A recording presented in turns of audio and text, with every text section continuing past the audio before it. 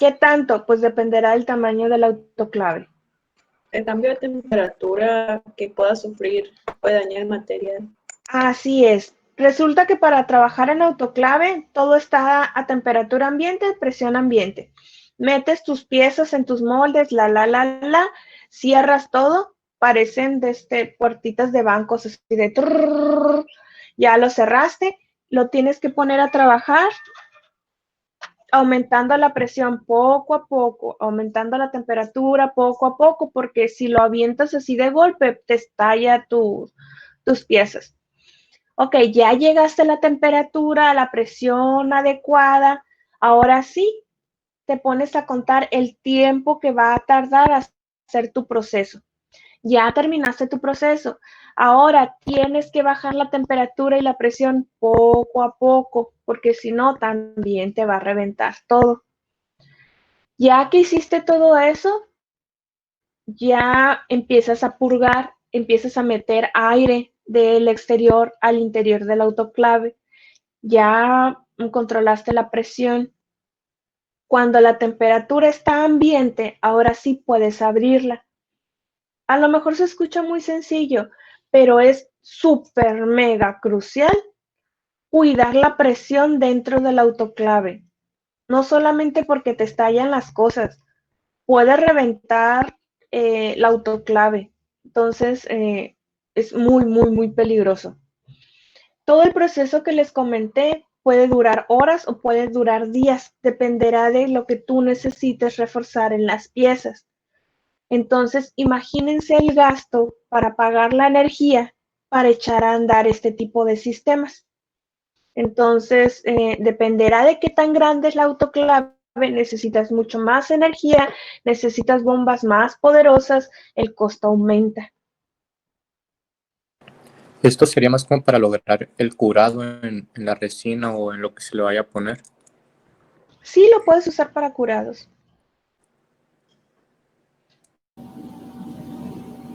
¿Alguna duda?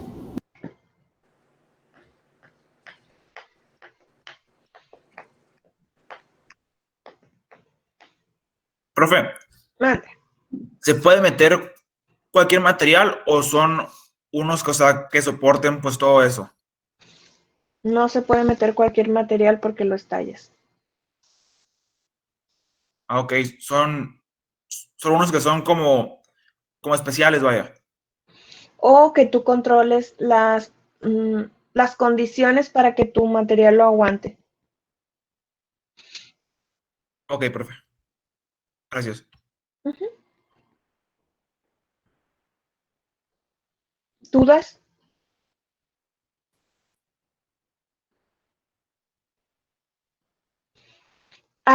Bueno, dependerá del tamaño de tus piezas. Hay autoclaves que tendrán un diámetro de, yo creo que menos de 1 metro. Y de profundidad tendrán, no sé, 1,5 metros. Y hay Maestra, autoclaves. Ajá. ¿usted ha trabajado con autoclaves así como el tamaño de las pipas? No, he trabajado con pequeñas y medianas. De ese tamaño, no. ¿Y en el de las pipas están nomás para echar más a la vez? ¿O a lo mejor son para Y piezas más mayor grandes. alcance? Uh-huh. Mm. Pero hay autoclaves aún más grandes que las pipas. Entonces, pues eso se tiene que tener aún más cuidado con las presiones y con los materiales. Nada más encenderlo a ver si funciona te cuesta un ojo y te cuesta en $. Sí, ya Entonces, vi un autocable, uno de tamaño como que de dos pipas. entonces no es que, pues voy a hacer una prueba a ver si el material me aguanta o a ver si me funciona. No, mijo, o sea, tú ya tienes que estar seguro de que todo va a pasar bien, que se va a hacer el proceso, que tu material se va a reforzar porque no, no puedes jugar con esa derrama económica. O sea que en los autoclaves es donde se hacen los diamantes artificiales, No, ¿no? no, O eso son se solo hace por para otro método. polímeros. No, se pueden usar para varios materiales, pero para hacer diamantes artificiales no se usa este método. Ok. Eso es un crecimiento de cristales. En estructuras cristalinas lo vimos. ¿Se acuerdan después de errores de Bravais?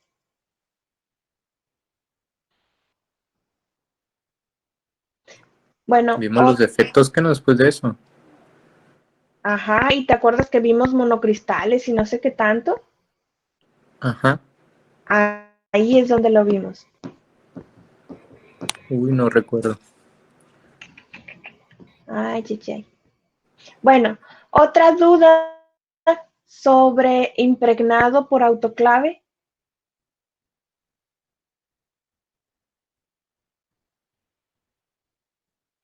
Bueno, imagínate, no tengo tanto dinero para comprarme un autoclave. ¿Qué hago? Me compro una estufa. Las estufas se ven como hornos de nuestras casas, dependerá del tamaño, pero son cuadraditos. Tienen una puertita como cualquier horno. Tú metes tus moldes. En la estufa puedes controlar también la temperatura, también puedes purgar, pero tú no puedes alcanzar las condiciones que lo hace un autoclave. El autoclave es quítate que ahí te voy, y la estufa así como, está bueno. No se alcanzan tan altas temperaturas, las presiones tampoco no son tan altas. El proceso hace que las propiedades mecánicas, físicas y químicas del material compuesto sí se vean mejoradas, claro que sí. Son muy buenas, superiores a todos los métodos que hemos estado viendo, excepto el del autoclave. Hay estufas muy caras, estamos hablando de milloncitos. Las autoclaves cuestan más que esos milloncitos. Hay diferentes modelos de estufas. Las autoclaves también hay diferentes modelos de diferentes tamaños, pero prácticamente estás viendo una vaporera de tu casa acostadita. Más o menos así se ven. Y las estufas pueden ser como hornitos, es decir, espacios cuadrados o rectangulares vacíos adentro de la estufa donde tú puedes tener varios rackets y ahí metes tus moldes. O puede ser que la estufa esté casi rellena y nada más haya una pequeña área dentro de esa estufa para hacer tu proceso de materiales.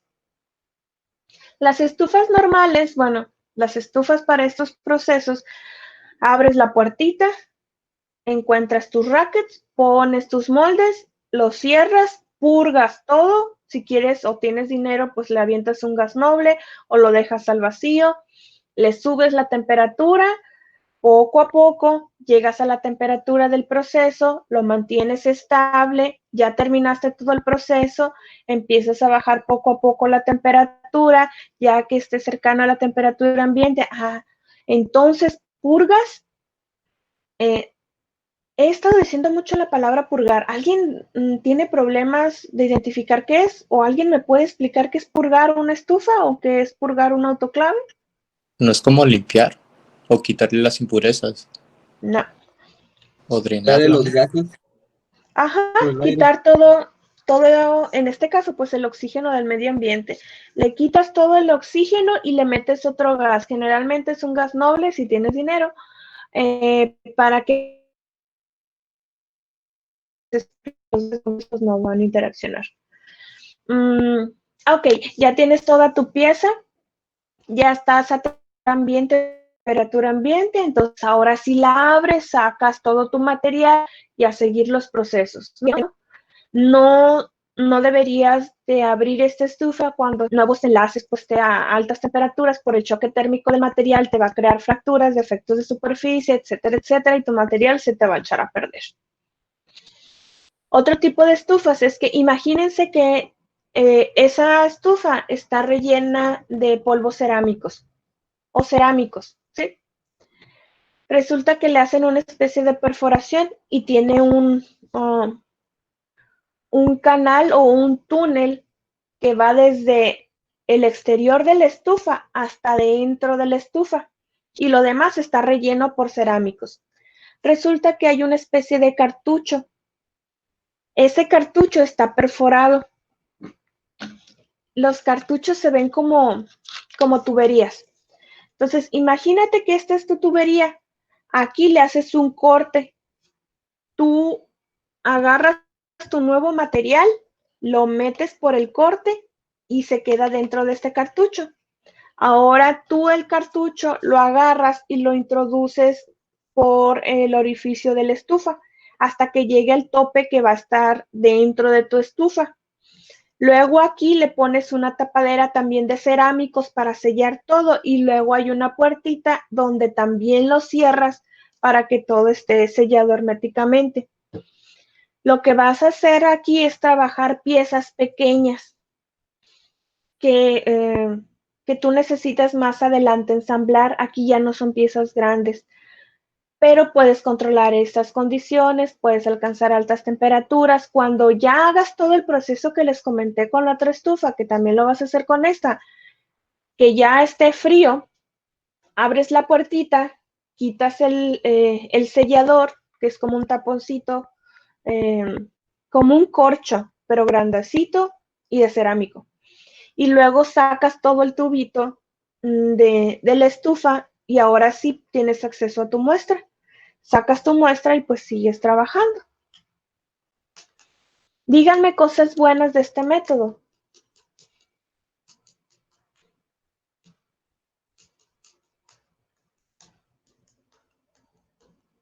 El precio. El precio es menor que el autoclave. ¿Qué más? La velocidad de creación va a ser más rápida, porque como alcanza menores temperaturas, tarda menos en enfriarse. Uh-huh.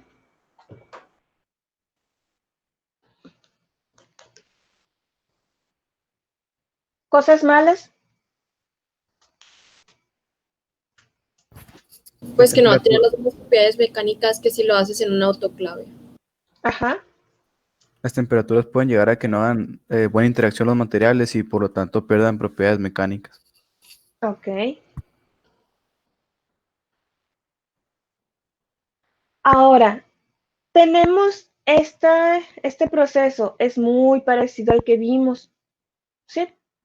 ¿Cuál es la diferencia? Que todo el trabajo lo va a hacer una sola bombita. Si se fijan, este método se parece mucho a este.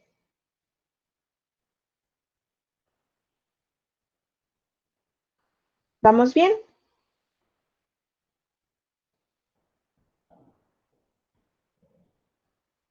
¿Sí o no? Sí, maestra. Sí. Sí. Entonces, la diferencia es que aquí yo voy a usar nada más una bombita al vacío. Puedo calentar o precalentar los moldes. Entonces, si los precaliento, pues el material de refuerzo también va a tener cierta temperatura.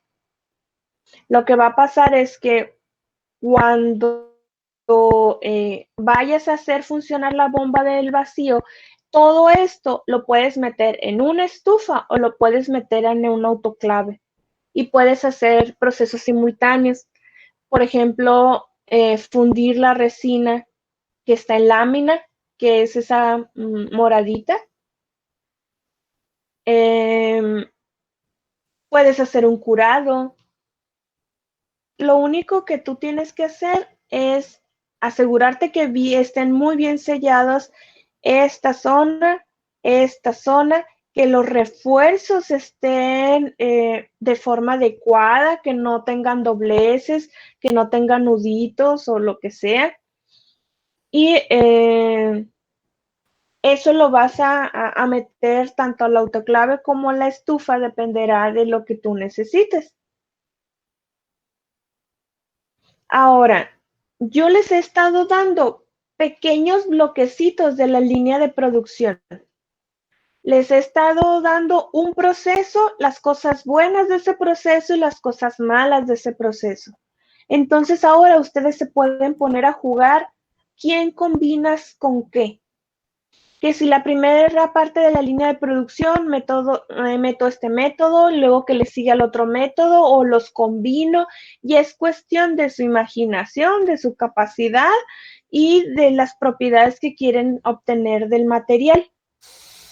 Por ejemplo, en esta imagen estamos viendo una línea de producción pequeña, pero otra vez, ustedes deberían de tener la capacidad de con sus bloquecitos hacer toda su línea de producción. Es como si estuvieran haciendo una pista de carritos. Yo les presenté nada más la parte de las curvas, las partes lineales, y ustedes las van a acomodar como las necesiten. ¿Ok? Entonces, en esta simulación voy a tener un refuerzo. Al refuerzo lo pongo en un molde, luego le pongo un núcleo y luego le pongo la siguiente tapadera. Lo siguiente es poner la tapadera del molde. Si ustedes gustan, lo hacen al vacío.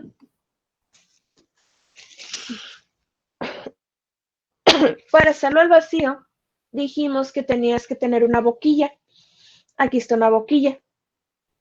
Pero ustedes también podrán decidir si van a tener una boquilla, dos boquillas, una para crear vacío, otra para purgar. Ya dependerá del diseño que ustedes quieran. Dependerá de cómo ustedes lo diseñen. Pueden tener más de una boquilla. Con una pueden hacer vacío y con la otra pueden aventar un flujo de aire para que cuando todo esté listo, el aire cree presión sobre tu material y lo empuje hacia arriba, y al mismo tiempo de que estás haciendo un desmolde. O le avientas un material sólido a través de esa boquilla. Les iba a decir un palito, está mal aplicado porque no es un palo, es una barra metálica que le mete, ¿no? Obviamente la barra metálica está recubierta con un elastómero para no fracturar, rayar, etcétera, etcétera. Entonces tengo mi material, viene la barra, lo levanta y ya desmoldé. Entonces dependerá del material, es como ustedes van a armar todo. Ahora, si ustedes gustan, puedes tener los moldes precalentados o ponerles temperatura, o pueden estar a temperatura ambiente, les pueden poner una presión, una compresión de X toneladas. Aquí es que ustedes diseñen a sus necesidades cada uno de los pasos del proceso de producción y empiecen a jugar con todos los tipos de producción de materiales compuestos. ¿Dudas hasta aquí?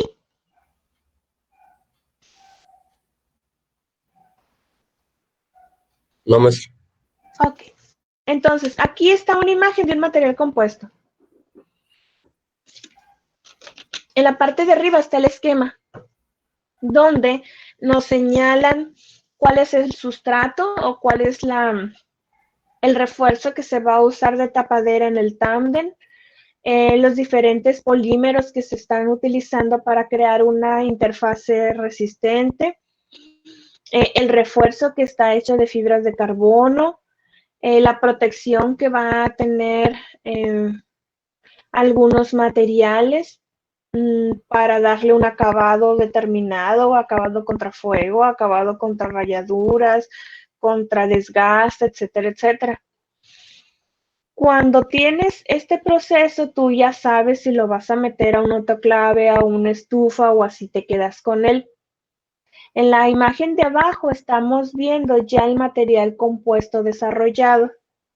Si se fijan, hay un material que ha sido la base y luego vienen los refuerzos de la matriz y lo que sea. Y aquí, desde aquí para allá, empieza el refuerzo del material compuesto. Esta es la orejita que habíamos hablado. Es la orejita que vamos a usar en la industria para transportar nuestro material, para, en caso de que tuviera fracturas o algo así, pues corto esa orejita y el material compuesto sigue intacto. Y aquí están algunas aplicaciones de los materiales compuestos. Cuando se fractura un edificio por vibraciones, terremotos, etcétera, etcétera, se usan este tipo de refuerzos. Díganme, ¿qué método está usando esta persona para aplicar esa banda negra? Es el material compuesto. ¿Qué método usa? ¿No sería la aplicación húmeda? Ajá. Pues, Entonces es fácil, es rápida, no es nada complicado, mano especializada, pues no, entonces va, funciona. Ese tipo de refuerzos los ponen en estructuras claves, en vigas, por ejemplo. En esta imagen estamos viendo que nada más están reforzando vigas y no el techo. Entonces lo que hacen es que llegan con su manita, con su mallita que se hizo por pultrusión y luego lo pones en la pared, viga o lo que seas y luego le das una aplicación húmeda. Entonces ellos están conjugando o jugando con las diferentes aplicaciones para llevar a cabo un refuerzo final. En las otras imágenes estamos viendo cómo se enrollan algunos pilares principales para algunos edificios, pero también se pueden hacer para puentes, con la intención de que si hubiera algún desastre, se pensaría en un desastre natural. Lo que va a pasar es que el material compuesto va a estar enrollando a ese pilar y aun cuando haya vibraciones fuertes y que el cerámico, porque es un cerámico, no soporte las vibraciones y empiece a fracturarse, aún así va a estar contenido dentro de las líneas del material compuesto. ¿Vamos bien? sí, Ahora, esto no nada más se usa en la construcción, se usa también para aviones, para barcos, para autos, todo aquel el mercado que primero que nos pague, porque son procesos caros, y que propiedades mecánicas deben de ser sumamente reforzadas. Entonces tienes tu estructura y le vas a reforzar con esta nueva malla y ya. Aquí estamos viendo la línea de pultrusión de donde se hacen las fibras. Es muy común que las fibras sean de vidrio y que puedas hacer una mezcla con carbono. No son los únicos materiales, pero es común. Y a nuestra mano izquierda estamos viendo un tándem. Espero que lo puedan notar.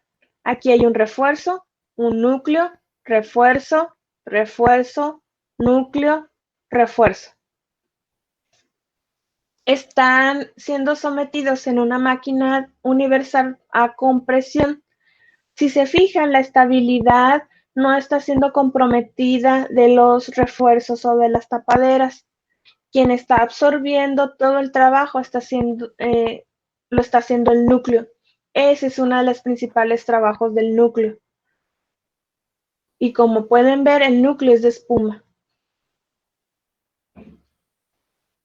¿Dudas hasta aquí?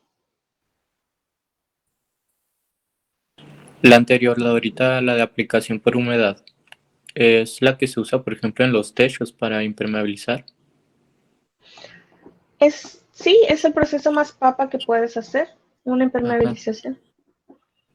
Profe, en el proceso de pultrusión, el que está a la derecha, ¿cuáles son las cuchillas? No sé si se alcance a ver.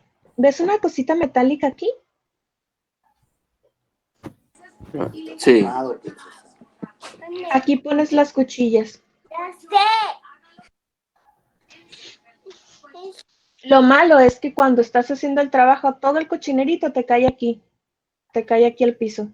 Algunas industrias ponen unas jabas plásticas, otras no. ¿Y ese material que se cae, profe, se puede reutilizar o no? Dependerá, si solamente es termoplástico y no está contaminado con otra cosa, podrías. Por lo general no se hace.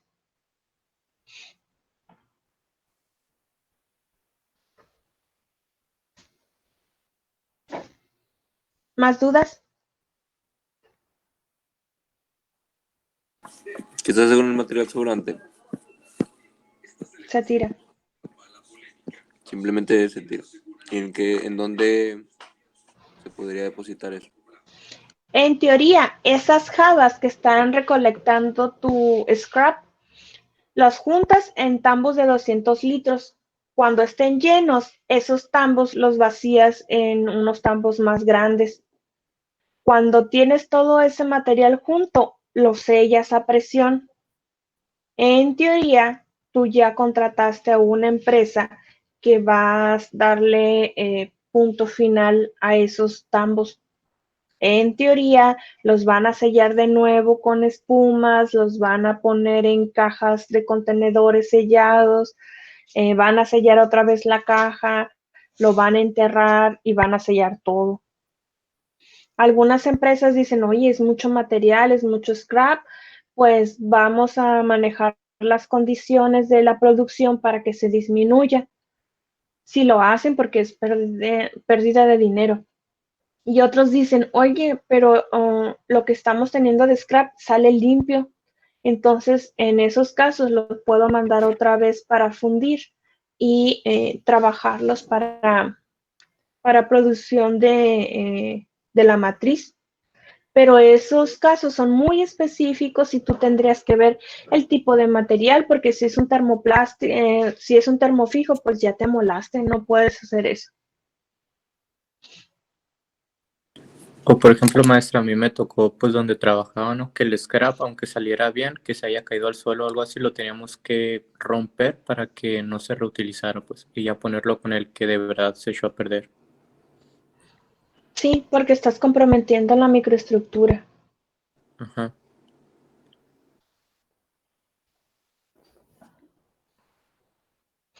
Aquí está un ejemplo de materiales compuestos.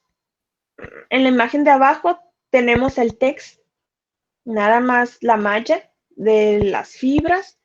Aquí ya está con la matriz polimérica. Visualmente es esta también, ¿no? Visualmente es muy atractivo, pero si se fijan, podemos ver las líneas de refuerzo del material. Podemos ver si es 1, 2, 3 materiales diferentes. Podemos ver las interacciones que puede tener tanto la matriz con el refuerzo. Ese es un material muy bien hecho. Veámoslo aquí. El tamaño del material compuesto, tú lo delimitas. Vean qué tan pequeño es esto, pero igual dicen, pues si yo hago material compuesto, lo corto en pedacitos de ese tamaño y pues lo hago, ¿cuál es el problema? Pero vean esto, ¿qué es esto? ¿Se fijan el tamaño del tejido? ¿Se fijan las líneas de refuerzo? Eso es lo que lo hace poderoso. Son filamentos muy pequeños que están embebidos en una matriz. Fíjense en el TEX. El TEX es muy alto. Y la ventaja que tiene el tipo de malla que tiene y el material que están usando es que es flexible, que esa es una gran ventaja. Veamos un material que no es tan sofisticado como el anterior. Estamos viendo un tándem. Ese tándem tiene un núcleo de espuma. Y en la parte superior estamos viendo las láminas. Fíjense que aquí estamos trabajando con mechas, no con filamentos como en la imagen anterior. ¿Tiene refuerzos? Sí, los tiene. Son más burdos, son resistentes, claro está. Pero no está tan cuidado como el anterior. Claro que sigue siendo un buen material, ¿no? Y aquí ustedes pueden jugar que si es tafetán, que si es gasa, que si es canastilla, que es lo que sea.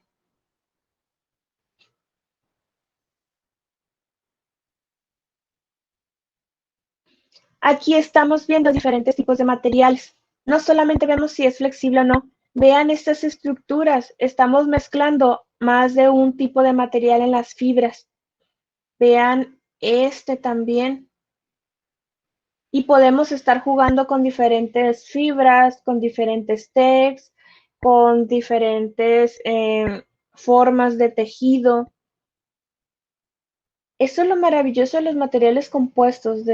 Cada material es único y tienes una amplia gama para trabajar con ellos y para diseñarlos también.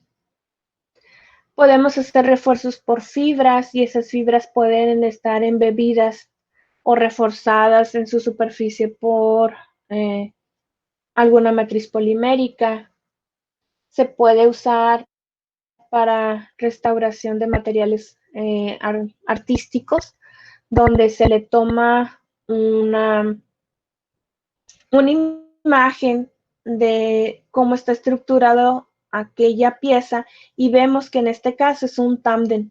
Dependerá dónde esté dañado esta pieza, ustedes tendrían que estar reforzando desde la parte íntima de ese material hacia la superficie, porque si nada más refuerzas la superficie, aquí te queda una burbuja, grietas, fracturas, etcétera, etcétera. Generalmente, la última parte de restauración de piezas de arte es la cobertura de un, iba a decir resina, pero a veces no nada más usan resinas, de una entidad polimérica, así dejémoslo. Resulta que esa entidad polimérica puede entrar por las grietas, suponiendo que aquí hubiera una fractura, interacciona con este núcleo y no necesariamente lo va a hacer de una forma adecuada. Lo que va a pasar es que se hincha desde adentro hacia afuera la obra de arte y lo vas a destruir. Y puedes hacer otras cosas, como en este caso estás haciendo refuerzos. Pero si se fijan, esos refuerzos solamente son en una línea de acción, no estás reforzando toda la pieza, como los métodos que hemos estado viendo. ¿Alguien me puede decir por qué ellos se tomaron el tiempo solamente de reforzar esas líneas y no todo el casco? Hubiera sido mejor que reforzaran todo el casco, ¿no? Pues yo digo que por puntos críticos. Ahí es donde se están uniendo las placas. Y volvemos a lo mismo, pues hay que reforzar toda la zona, ¿no? Pues Pero sí, o se sea, pone, yo digo, habla Maricel. pues yo digo que se pone esa viga como que central porque pues se ve que es una estructura demasiado grande. Entonces se puede fracturar la estructura si no se refuerza especialmente de ahí. Ajá. Y Entonces, pues hay que reforzar esa zona y hay que seguirle reforzando todas las paredes, quedaría mucho mejor. Pero los costos se elevarían mucho. Ese es el punto. Costos. Si yo nada más quiero mi barquito para el fin de semana, ir a pescar, está bien. Pero si quieres ir a la guerra, pues no, nada más vas a reforzar estos puntos. Tienes que reforzar todo el casco porque vas a los golpes. ¿Que va a costar más? Sí, pero es la guerra. Ahí sí le invierten dinero, desafortunadamente. Entonces, dependerá de la aplicación, dependerá del uso que le vayas a hacer a la pieza. No porque exista la posibilidad de reforzar todo mágicamente con materiales compuestos, lo vas a reforzar. Tienes que ser inteligente, tienes que saber dónde y cómo reforzarlo, si te conviene o no. Porque si vas a tener el mismo efecto, pero con costos triplicados o quintuplicados, no tiene caso. Se oye bonito decir, oh, sí, todo está reforzado con X cosa, pero ¿realmente vale la pena? ¿Realmente el uso que le vas a dar lo amerita? Pues ahí se tendrán que poner a pensar si lo vale o no lo vale. ¿Dudas?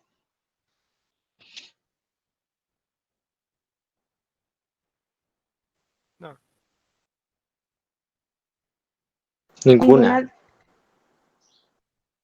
Ok, entonces les recuerdo que el lunes van a tener alguna tarea para que me trabajen en esa hora. Por favor, váyanme revisando de los métodos que hemos visto, cuáles son las aplicaciones que se les